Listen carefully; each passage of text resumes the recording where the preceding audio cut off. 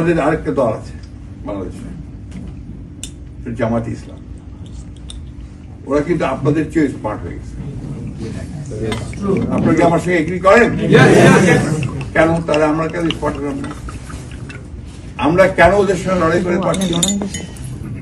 এই জায়গাটার কারণ হচ্ছে যে আমরা টেকনোলজিতে পিছিয়ে গেছি। বিষয়টা হচ্ছে যে আমরা বাংলাদেশের রাজনৈতিক ইতিহাসের একটা ক্রান্তি লগ্নে উপস্থিত হয়েছে। ক্রান্তি লগ্নটা হচ্ছে যে একটা 15 বছরের ফ্যাসিস্ট একটা দুঃশাসন, তার পরাজয়ের পরে, তার পলায়নের পরে একটা প্রেক্ষিত সৃষ্টি হয়েছে, যে প্রেক্ষিতে আমরা আশা করছি যে আমরা একটা নতুন শাসন ব্যবস্থা, নতুন রাষ্ট্র কাঠামো নিয়ে একটা নতুন ভাবে নতুন বাংলাদেশ নির্মাণ করবার একটা কাজ শুরু করতে পারব। আমরা নিশ্চয়ই ভালো করে জানেন যে কোন প্রেক্ষিতে, কি অবস্থার প্রেক্ষিতে আমরা এই আন্দোলন শুরু করেছিলাম। 2008 সালে যে নির্বাচন হয়েছিল, সেই নির্বাচনের পরে আওয়ামী লীগ একটা বিভিন্ন ধরনের কৌশলের মধ্য দিয়ে সে রাষ্ট্র ক্ষমতা দখল করেছিল। তারপর থেকেই আমি সেদিনও বলেছি, অত্যন্ত সুপরিকল্পিত ভাবে সে তার একদলীয় শাসন প্রতিষ্ঠা করবার তার যে অভিলিপ্সা, তার যে বহু আগে থেকে যে আকাঙ্ক্ষা, সেই আকাঙ্ক্ষাটাকে বাস্তবায়িত করবার জন্য সে ধীরে ধীরে ধীরে গণতান্ত্রিক যে ইনস্টিটিউশনগুলো, প্রতিষ্ঠানগুলো, সেগুলোকে ভেঙে দেওয়ার কাজ শুরু করে। এই জিনিসটা আপনারা সবাই একটু মনোযোগ দিয়ে লক্ষ্য করবেন। মূল বিষয়টা ছিল to destroy all the Democratic institutions. This is very important. এটা একটা বড় রকমের একটা বিষয়, সেটা মনে রাখতে হবে। কারণ আমরা বাংলাদেশের মানুষেরা আমরা ঐতিহাসিক সময় থেকেই, অর্থাৎ আমরা হিস্টোরিক্যালি আমরা কিন্তু আপনার ডেমোক্রেসিতে বিশ্বাস করি। অর্থাৎ সেই ব্রিটিশ আমল থেকে যখন আমরা ব্রিটিশদের অধীনে ছিলাম, তখনও তো নির্বাচন হয়েছে, তখন ওয়ান ম্যান ওয়ান ভোট হয়েছে, তখনও আমরা ভোট দিয়ে ভারত ভাগ করেছি in 1947। If you please remember, যদি আপনাদের অনেকে বয়স্ক আছে তারা জানেন। আমরা ভোটের কারণে 1970 সালে যখন এই দেশের মানুষ তারা ভিন্নভাবে একটা চিন্তা করলো, আওয়ামী লীগকে ভোট দিল, শেখ মুজিবকে নেতা হিসেবে নিয়ে আসলো, তখন ভোটের জন্য ক্ষমতা না দেওয়ার কারণে, অর্থাৎ ডেমোক্রেটিক রাইটসটা না দেওয়ার কারণে আমরা যুদ্ধ করেছি। আমাদের নেতা, আমাদের স্বাধীনতা ঘোষক শহীদ রহমানের স্বাধীনতার ঘোষণার মধ্য দিয়ে, তাই না? সুতরাং ডেমোক্রেসি আমাদের একেবারে অন্তরে, সোলে, আমাদের ব্লাডে, ওই জায়গা থেকে যখন থেকে আপনার বিচ্যুত করা শুরু হলো এবং খুব পরিকল্পিত ভাবে আমাদেরকে আপনার একটা একদলীয় শাসন ব্যবস্থার দিকে ঠেলে নিয়ে যাওয়া হতে হলো। বাই ডিপ্রাইভিং আওয়ার রাইটস, আমাদের অধিকারগুলোকে কেড়ে নিয়ে, আমাদেরকে আপনার অত্যাচার, নির্যাতন, নিপীড়নের শিকার করে, আমাদের মানুষগুলোকে আপনার গুম করে দিয়ে, ইলিয়াস আলী সাহেবের মতো অত্যন্ত তেজস্বী নেতা, পার্লামেন্টের মেম্বার সহ, প্রায় 3 জন পার্লামেন্ট মেম্বার সহ প্রায় মোর দেন 700-কে তারা গুম করে দিয়েছিল। আজকেও ঢাকায় একটা আপনার মানবাধিকার, বিশ্ব মানবাধিকার দিবস পালিত হয়েছে, যেখানে সমগ্র দেশের যতজন এই ডিসঅ্যাপিয়ার্ড মানুষ আছেন, যতজন নির্যাতিত মানুষ আছেন, যতজন আপনার সেই পিলখানা পিডিয়ার যে 57 জনকে হত্যা করা হয়েছিল, সবটা মিলিয়ে আজকে ঢাকাতে বেশ বড় একটা সমাবেশের মধ্য দিয়ে বিশ্ব মানবাধিকার দিবস পালন করা হয়েছে। তাহলে দেখুন, আমরা কিন্তু প্রথম থেকেই এটা ফেস করতে শুরু করেছি, অর্থাৎ আমাদের অধিকারগুলোকে কেড়ে নেওয়া। আমি জিনিসটার উপর জোর দিচ্ছি এই জন্য যে আমাদের শুধু ক্ষমতায় যাওয়ার ব্যাপারটা নয়, কিন্তু ব্যাপারটা হচ্ছে আমার যে মিনিমাম যেটা আপনার গণতান্ত্রিক অধিকার, উই লস্ট দ্যাট, সেটা আমরা হারিয়ে ফেলেছিলাম। ওইটাকে ফিরে পাওয়ার জন্য আমরা কিন্তু লড়াই শুরু করেছি। এবং দেখেন, প্রথম আঘাতটা তারা করেছে কোথায়? আমরা যে কেয়ারটেকার গভর্নমেন্ট সিস্টেমটা ইন্ট্রোডিউস করেছিলাম, অর্থাৎ যার মাধ্যমে একটা পিসফুল ট্রান্সফার অফ পাওয়ার হবে, সেই জায়গাটা কিন্তু আমরা আপনার আওয়ামী লীগ বাদ দিয়ে তারা দলীয় সরকার অধীনে নির্বাচনের ব্যবস্থা করলো। যার ফলে কি আমরা দেখেছি, পরপর 3টা নির্বাচন তারা জোর করে একদম বেআইনি ভাবে আপনার একেবারে নির্লজ্জ ভাবে তারা জোর করে নিয়ে চলে যায়। ফলে যেটা দেখা গেল যে আমরা উই লস্ট আওয়ার রাইটস। একই সঙ্গে আপনার মিডিয়া রাইটস, আমাদের ফ্রিডম অফ প্রেস, এগুলো কন্ট্রোল করা শুরু করলো। এমন একটা ভয়ের অবস্থা সৃষ্টি করলো, ভয়ের ত্রাস, একটা ফিয়ার ফোবিয়া, যে কেউ ভয়ে লিখতো না, কেউ কথা বলতো না, কথা বলতে গেলেই আপনার তাকে ডিজিটাল সিকিউরিটি অ্যাক্ট অথবা সাইবার অ্যাক্টে দিয়ে দিত, সাংবাদিকরা ভয়ে লিখতে পারতো না, এই একটা অবস্থা তৈরি হয়ে গেছিল। ফলে অনেকেই আশা ছেড়ে দিয়েছিল যে বোধহয় আর কিছু হবে না। ইতিমধ্যে নির্যাতনের প্রাথমিক পর্যায় হিসেবে কি করেছে, মিথ্যা মামলা, অসংখ্য মিথ্যা মামলা। এবং আপনারা শুনলে অবাক হবেন, অনেকে জানেন, ভুক্তভোগী আছেন এখানে, 60 লক্ষ মানুষের বিরুদ্ধে মিথ্যা মামলা, গায়েবী মামলা, ফেক মামলা। যারা আইনজীবীরা আছেন এখানে, যে ফেক মামলা কি জিনিস, আপনি জানেন, ওসি সাহেব লিখে দিলেন যে অমুকখানে অমুককে ঘটনা ঘটেছে, তার সঙ্গে জড়িত ছিলেন এই 20 জন, আর তার সঙ্গে আরো অজ্ঞাতনামা 1000 জন। এটা দুটো কাজ হতো তাদের। একটা হচ্ছে যে মানুষ সবাই ভয়ে ভয়ে থাকতো, দিনে হচ্ছে পুলিশের একটা বাণিজ্য হতো, সেই ধরে ধরে মানুষকে নিয়ে আসতে হবে, তোকে এই মামলা দিয়ে দিব, টাকা দে। এবং সেই টাকার পরিমাণ কম ছিল না, প্রচুর টাকা। আপনার অনেকেই ভুক্তভোগী আছেন, কেউ গুম হয়েছেন, কেউ আটকে থেকেছেন, বিভিন্ন ভাবে থেকে। তো সেই একটা ফেজ কিন্তু আমরা পারবো, আমরা লড়াই করেছি, আমরা কখনো বসে থাকিনি। আমাদের নেত্রী দেশনেত্রী বেগম খালেদা জিয়া, যেটা আমরা চিন্তাও করতে পারিনি, তার বিরুদ্ধে দুর্নীতির মামলা দিয়ে তাকে সম্পূর্ণ বেআইনি ভাবে, এটা ন্যায় বিচারের বাইরে গিয়ে তাকে অন্যায় ভাবে তাকে আপনার প্রথমে 5 বছরের কারাদণ্ড দেওয়া হয়, তারপর তাকে 10 বছরের কারাদণ্ড, হাইকোর্টে গিয়ে। কোর্ট কতটা বায়াস হলে ওপরে গিয়ে আরো বাড়িয়ে দেয়, সেটা কোন জায়গায় চলে গিয়েছিল। আল্লাহ অশেষ রহমত, যে বিচারক এটা করেছিলেন, তার বাড়ির ভিটা মাটি কিচ্ছু নেই, সব করে দিনাজপুর মানুষ ওই দিনই 5 তারিখে গুড়িয়ে দিয়েছে। এটা হচ্ছে আল্লাহর বিচার, এটা হচ্ছে ডিভাইন জাস্টিস। এবং সেটা আল্লাহ তখনই করেন যখন আল্লাহ দেখেন যে একে এখন ওই ডিভাইন জাস্টিস দিয়ে পরাজিত করতে হবে, তাই না? তো সেই আল্লাহ তাআলা অশেষ রহমত যে আমরা বাংলাদেশের মানুষেরা সেই ডিভাইন জাস্টিস পেয়েছি এবং সেটা ঘটেছে। আমাদের নেতা তারেক রহমান সাহেব, আমাদের আমরা বলি যে তরুণ প্রজন্মের নতুন চিন্তা ভাবনা নিয়ে নতুন তিনি এসেছেন এবং বাস্তবতার সঙ্গেই এসেছেন। সেই মানুষকেও তারা প্রথমে আপনার অ্যারেস্ট করেছে, শারীরিক নির্যাতন করেছে, পরবর্তীকালে তাকে মিথ্যা মামলা দিয়ে 30-32টা মামলা, এমন কি মামলা, খুব ভয়ঙ্কর মামলা। একটা মামলা হচ্ছে যে হাসিনাকে হত্যা করার চেষ্টা করা 21শে আগস্টে, আর একটা কি 10 ট্রাক অস্ত্র পাচার করা। এই ধরনের জঘন্যতম সমস্ত মামলা দিয়ে তাকে নির্বাসিত করা হয়েছে, বিদেশে রাখা হয়েছে। তো জানেন যে তার ছোট ভাই আরাফাত রহমান কোকো, তিনি অসুস্থ, বিনা চিকিৎসা অসুস্থ অবস্থায় চলে গেছেন। এইরকম একটা ট্রমা একটা নিয়ে আমাদের নেতা, আমাদের নেত্রী খালেদা এবং আমাদের নেতা তারেক রহমান সাহেব কিন্তু ধৈর্য ধরে তারা মোকাবেলা করেছেন। ম্যাডাম জিয়াকে আমরা আপসীন নেত্রী বলি, তাই না? গণতন্ত্রের আপসীন নেত্রী, উনি আবার প্রমাণ করেছেন যে তিনি হচ্ছেন আপসীন। দেখেন, একবারের জন্য তিনি দেশ ছেড়ে কোথাও যান নাই, এবং বারবার বলেছেন যে আমার বাইরে কোনো বাড়ি নেই, ঘর নেই, আমার কোনো উপায় নাই যদি আমি আমার চলতে পারবো, আমার বাইরে যাওয়ার কোনো সুযোগ নাই, আমি দেশেই থাকবো, দেশের মানুষের সঙ্গে আমার ভাগ্য জড়িত, আমি সেটাই করবো।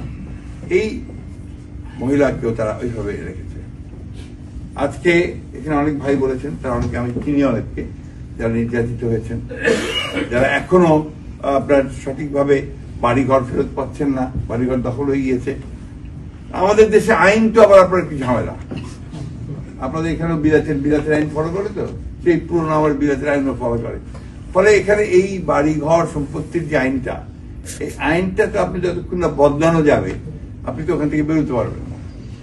যার ফলে ধৈর্য ধরতে হবে। আমরা ওখানে জোর করে কিছু করা যাবে না, আইনের মধ্যে দিয়ে যেতে হবে। আমরা সেগুলো আপনার সংস্কারের জন্য, পরিবর্তনের জন্য আমরা কাজ করেছি, ইতিমধ্যে আমরা সাবমিটও করেছি।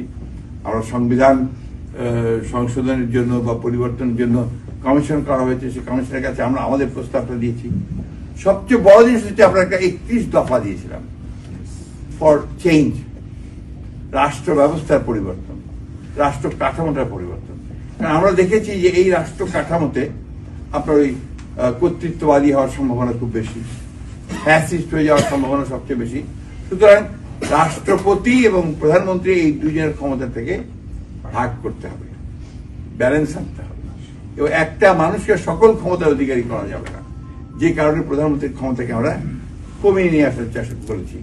৩১ দফা আপনারা নিশ্চয়ই অনেকে পেয়েছেন, এটা ভালো করে পড়বেন। বিশেষ করে আমি আইনজীবীদেরকে বলবো এবং যারা পড়াশোনা করেন, বইটি লেখেন, ৩১ দফাটা কিন্তু একটা ম্যাগনা কার্টা।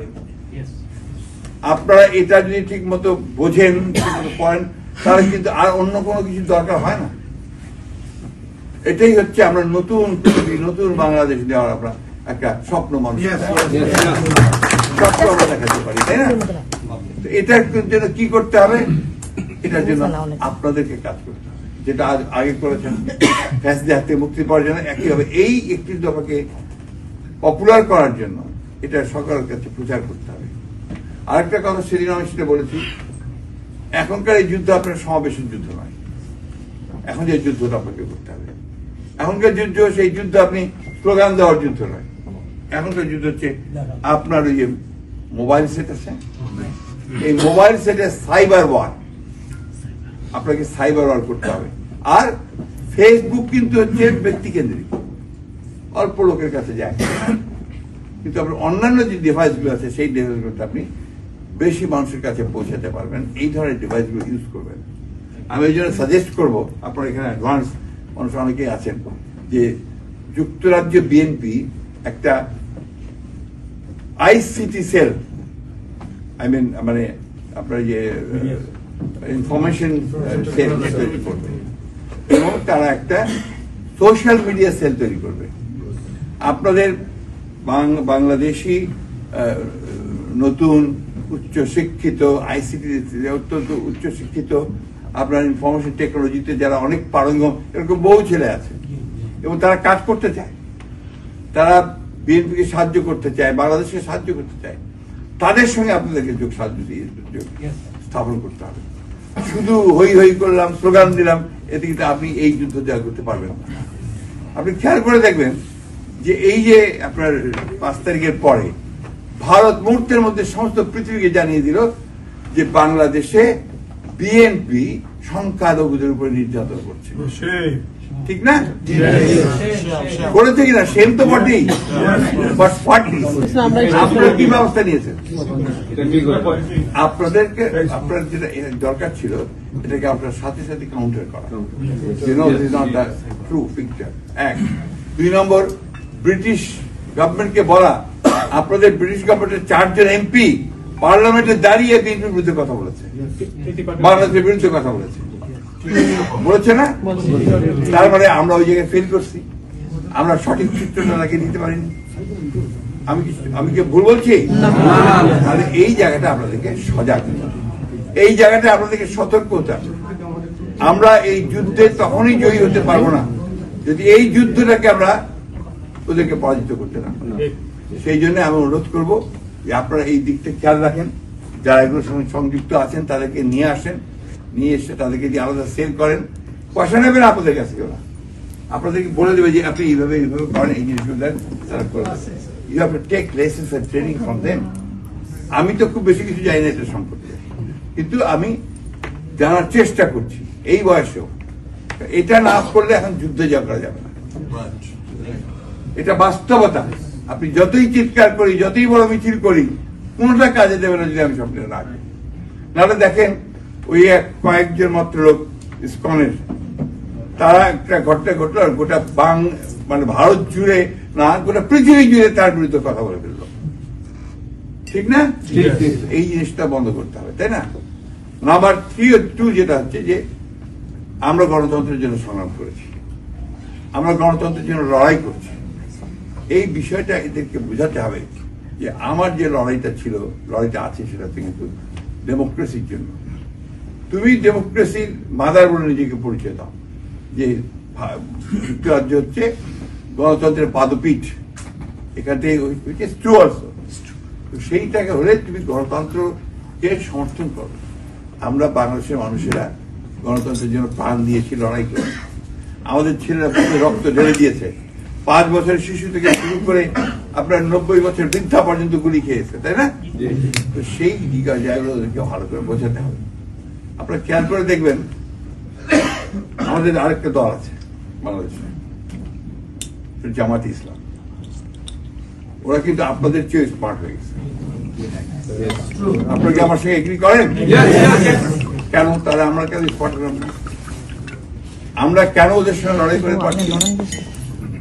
এই জায়গাটার কারণ হচ্ছে যে আমরা টেকনোলজিতে পিছিয়ে গেছি, আমরা ডিভাইসে পিছিয়ে গেছি, আমরা নলেজ বেস দল তৈরি করতে পারিনি এখন পর্যন্ত।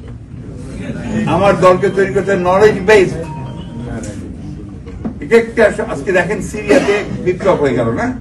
একই কারণ, সিরিয়াতে সোশ্যাল মিডিয়া দিয়ে বিপ্লব হয়েছে। এর আগে আপনার বসন্ত, আরব বসন্ত হয়ে গেল, সে আরব বসন্ত কিন্তু একইভাবে আপনার ওই সোশ্যাল মিডিয়া দিয়ে হয়েছিল। এবার বাংলাদেশে যেটা হয়েছে সেটাও কিন্তু এই সোশ্যাল মিডিয়া দিয়ে হয়েছে। ছাত্ররা তারা সবাই সোশ্যাল মিডিয়া ইউজ করেছে, এই কারণে লক্ষ লক্ষ মানুষ নেমে এসেছে। আমাকে ইউজ দেয়, ওইটাকে ব্যবহার করি আমরা। কারণ আপনি সেই প্রাগৈতিহাসিক যুগের যদি এই লোহার কুড়াল নিয়ে যুদ্ধ করতে যান, এখন কি যুদ্ধে পারবেন? এমনি গাদা বন্দুক নিয়ে যুদ্ধ করলে কি আপনার প্যালেস্টাইনে পাড়ায় যাচ্ছে? যাচ্ছে না। এখন হচ্ছে আপনার মিসাইলস, বিভিন্ন রকম আণবিক শক্তির যন্ত্রপাতি, সুপারসনিক, তাই না? এই জিনিসগুলো আমাদের মাথায় আনতে হবে ভাই। শুধু হইচই করে চিৎকার চেঁচামেচি করলে হবে না। will not win the war, but this time we have to win the war. Yes. Otherwise we don't exist. Yes. এই কথাটা মাথার মধ্যে আমাদের জানতে, বিশেষ ইয়াং জেনারেশন বলতে চাই। এই ইয়াং জেনারেশনের কাছে আমার অনেক অনেক প্রত্যাশা আমাদের। কারণ আমি যখন আপনার এর আগে আমরা যখন বক্তৃতা করতাম আপনার বিভাগীয় সমাবেশ, জেলা সমাবেশ, একটা কথাই আমরা বলতাম যে যতগুলো পরিবর্তন হয়েছে সমস্ত পরিবর্তন হয়েছে কিন্তু আপনার তরুণদের দিয়ে। সেই ভাষা আন্দোলন থেকে শুরু করেন, সব সময় ছাত্র যুবকের এই আন্দোলন পরিবর্তন হয়েছে। ছাত্র যুবকের আন্দোলন ছাড়া, তাদের সামনে আসা ছাড়া এটা সম্ভব হতো না। আজকে ছাত্ররা এসছে সামনে, আমাদের জনতা এসছে সামনে, বুকে রক্তটার সামনে গিয়ে ঢেলে দিয়েছে, তারপরে এটা হয়েছে। তারপরে হাসিনা পালিয়েছে, তাই না? নাহলে কি হাসিনা পালাতো? তো প্রিয় বন্ধুরা, সহকর্মীরা, আপনাদেরকে আমি আন্তরিকভাবে ধন্যবাদ এবং কৃতজ্ঞতা জানাতে চাই যে আপনারা আমাকে যথেষ্ট আতিথ্যতা দিয়েছেন। আমি মুগ্ধ, এবং এটার প্রতিদান আমার পক্ষে দেওয়া সম্ভব নয়। আমি আরো বেশি মুগ্ধ এই জন্যে যে আমাদের ভারপ্রাপ্ত চেয়ারম্যান মহোদয়, উনি যেহেতু লন্ডনে আছেন, উনি আপনাদের সামনে বলতে আমার এত দ্বিধা নেই, উনি প্রতি মুহূর্তে আমার খোঁজ নিয়ে উনি প্রত্যেক দিন আমাদের নেতাদেরকে বলেছেন কেমন আছে দেখো। কালকে রাত থেকে আপনার আমি যে জায়গায় আছি সেই জায়গায় আপনার হিটিং সিস্টেমটা নষ্ট হয়ে গেছে। আজকে সকালে উনি ওনার বাসা থেকে হিটার পাঠিয়ে দিতে পারবো না। আমি আপনারা সবাই দোয়া করবেন আমি যেন সারাটা আমার বাকি জীবন যতদিন বেঁচে আছি আমি যেন বিএনপির কাজ করতে পারি, আমি যেন loyal to my leaders Begum Khaleda Zia এবং তার গণসভা থাকতে পারি এবং মানুষকে ঐক্যবদ্ধ করার চেষ্টা করতে পারি। দিস শুড বি মাই মটো। এটাই আমি আল্লাহর কাছে দোয়া করব। আল্লাহ অনেক মেহেরবান, আল্লাহ এত মেহেরবান যে দেখেন আজকে দেশনেত্রী বেগম খালেদা জিয়া মুক্ত। আজকে আমাদের ভারপ্রাপ্ত চেয়ারম্যান সাহেব এখন পরিকল্পনা করছেন দেশে ফিরে যাবেন কবে, তাই না? আমরা আজকে অন্তত দেশে আপনার রাত্রে ঘুমাতে পারি মানে নির্ভয়, ঠিক তো? এইটা আল্লাহ দিয়েছেন অবশ্যই। আমরা চেষ্টা করেছি, আপনারা চেষ্টা করেছেন, এবং আমাদের যুক্তরাজ্য বিএনপির হিসেবে আপনারা যেটা বলেছেন অতিরিক্ত দাবি করেননি, যে আপনারা সবচেয়ে বেশি ভূমিকা পালন করেছেন, আনপ্রেসিডেন্টেড। তার জন্য আপনাদেরকে আমি ধন্যবাদ জানাই। আবারও শেষ করব একটা অনুরোধ জানিয়ে যে আপনারা আবারও যুদ্ধটা শুরু করেন। যে আমরা ভারতের পদানত হয়ে থাকতে চাই না, আমরা মাথা উঁচু করে দাঁড়িয়ে থাকতে চাই। আমরা আমাদের নেতা, আমাদের প্রতিষ্ঠাতা শহীদ প্রেসিডেন্ট জিয়া রহমান সাহেবের যে স্বপ্ন, জাতীয়তাবাদের যে দর্শন, 19 দফা কর্মসূচি এবং মুক্ত বাংলাদেশের যে চিন্তা ভাবনা, সেটাকে প্রতিষ্ঠিত করতে চাই। দেশনেত্রী বেগম খালেদা জিয়া যে পথে এগিয়েছেন গণতন্ত্র গণতন্ত্র সেই পথে আমরা যেতে চাই। আর আমাদের তরুণ নেতা তারেক রহমান সাহেব আমাদেরকে যে নতুন বাংলাদেশের স্বপ্ন দেখাচ্ছেন 31 দফা দিয়ে, সেটাকে বাস্তবায়িত করার জন্য আমরা নিজেদেরকে যোগ্য হিসাবে তৈরি করি। That is very important. তো আমি আর কোথাও বাড়াবো না। আমি আবারও বলছি যে আপনাদের প্রতি আমি অত্যন্ত কৃতজ্ঞ। আপনারা আমাকে যেভাবে আতিথেয়তা করেছেন, সম্মান দিয়েছেন, সেজন্য আমি আপনাদেরকে ধন্যবাদ, কৃতজ্ঞতা জানাচ্ছি। আমার এখন বয়স হয়ে গেছে, আমাদের অনেকেরই বয়স হয়ে গেছে। আমরা নতুন যারা ইয়াং জেনারেশন, তাদের মুখের দিকে তাকিয়ে আছি যে তারা আমাদেরকে একটা নতুন স্বপ্ন দেখাবে, একটা নতুন দেশে নিয়ে যাবে, একটা যেখানে আনন্দ থাকবে, যেখানে সম্প্রীতি থাকবে, ভালোবাসা থাকবে, হিংসা থাকবে। আপনি একটা কথা বলেছিলেন যে আমরা দেখতে চাই না প্রয়োজন। আমি একটা কথা বলি, প্রথম দিন যে ম্যাডাম যে বক্তৃতাটা করেছিলেন, ডু ইউ রিমেম্বার? উনি হাসপাতাল থেকে আমাদের মুক্তির পরপরই নয়াপল্টনে যে আপনার সভাটা হয়েছিল, ওখানে 4-5 লাইনের উনি একটা বক্তব্য রেখেছিলেন ম্যাডাম, মনে আছে? তিনি কি বলেছিলেন? তার প্রধান যে কথাটা ছিল যে অনেক রক্তপাত হয়েছে, অনেক ক্ষতি হয়েছে, আর রক্তপাত নয়, আর প্রতিহিংসা নয়, প্রতিশোধ নয়।